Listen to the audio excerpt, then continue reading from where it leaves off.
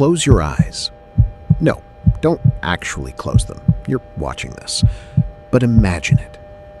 Now ask yourself a simple question.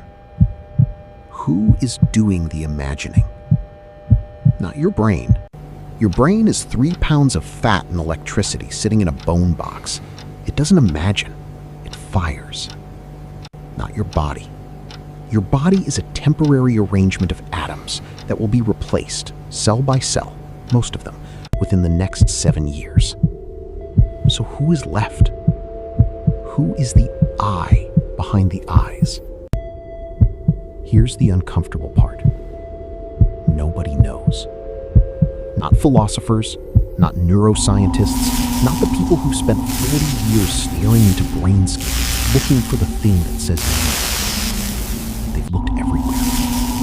They haven't found it. For most of your life, you've assumed there's a driver. Someone sitting behind your eyes, making the calls, watching the show, pressing the buttons. That feeling is so complete, so seamless, that questioning it feels almost stupid. Of course there's a me. I'm using it right now. But every serious attempt to locate that me, inside the brain, inside the body, inside the 1,000 trillion synapses that make up you, comes back with the same result. Nothing home. Just weather. Just signals. Just parts. For a long time, neuroscience quietly assumed there had to be a control room somewhere. A little operator in the skull, watching the feed from your eyes and ears, making the final decisions. They called this idea the homunculus, the little person inside the person. It made intuitive sense. Someone has to be in charge. But the moment you accept a homunculus, you've created a new problem. Who's inside the homunculus's head?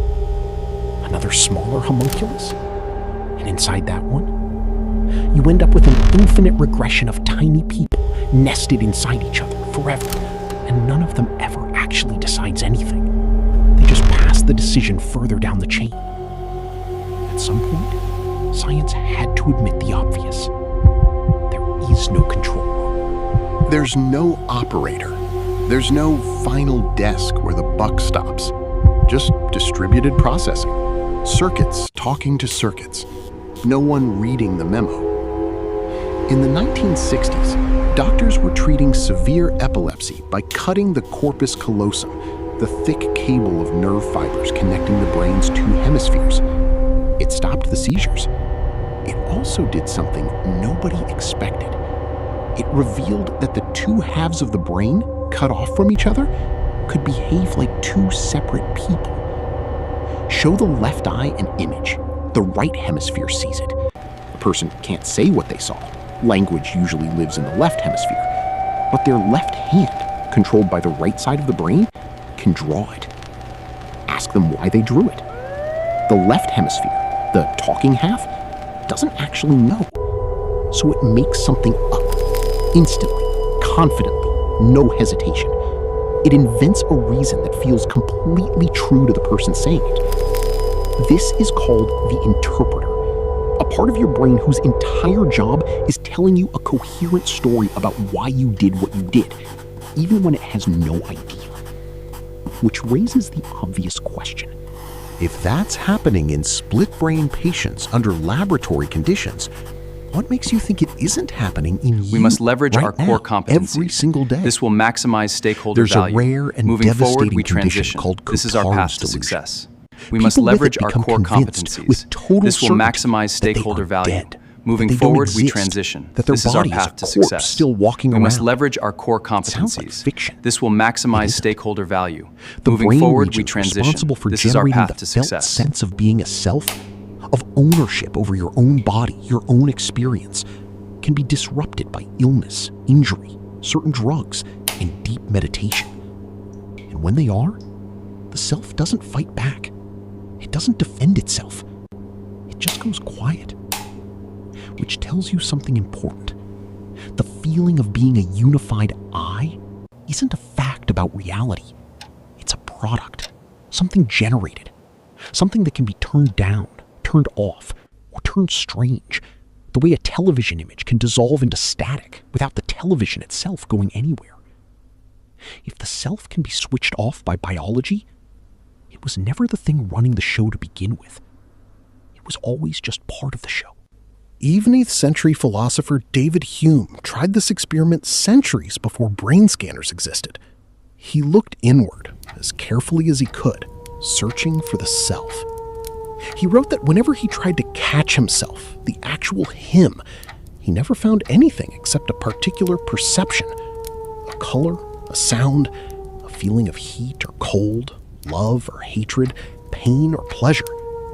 He never once caught himself without some perception attached to it. He never found the owner, only the experiences, one after another, arriving and leaving, with nothing underneath holding them together.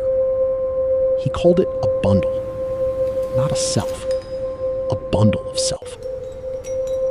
Buddhist philosophy arrived at nearly the same place 2,000 years earlier through meditation instead of argument. They called it anatta, not self.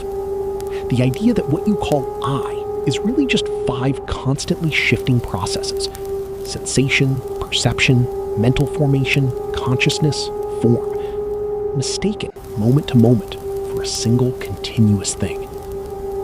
Not because it's a trick, because that's actually what's happening. Here's where it gets strange.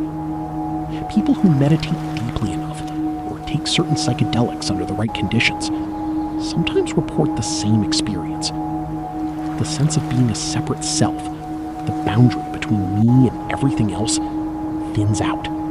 Sometimes it disappears completely. And in that state, something curious happens. They don't report void. They don't report nothing. They report more awareness, not less. A sense of things being noticed, clearly, without anyone standing behind the noticing. Which is the part that should genuinely bother you. If the self dissolves and awareness doesn't dissolve with it, then whatever you've been calling I this whole time was never the thing that was aware. It was just a story awareness was telling about itself. So where does that leave you? Not gone. You're still here, obviously. Something is reading this sentence. But what that something is, a soul, a process, an illusion so convincing it might as well be real, a pattern with no center, no one has ever been able to say with certainty. Every neuron in your head fires without knowing why. Every one of your memories is a reconstruction, not a recording. Every decision you make is announced to your conscious mind slightly after your brain has already made it. And yet, something is still watching all of this happen. Something noticed the split brain studies. Something felt uneasy reading about Cotard's delusion. Something is sitting with this discomfort right now, refusing to look away, even though no one can tell it exactly what it is.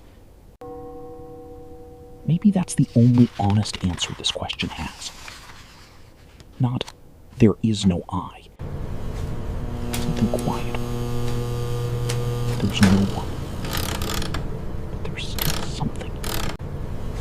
And it's still here. Reading the sense. Wondering who just read. Anyway, that's the hour you're not getting back.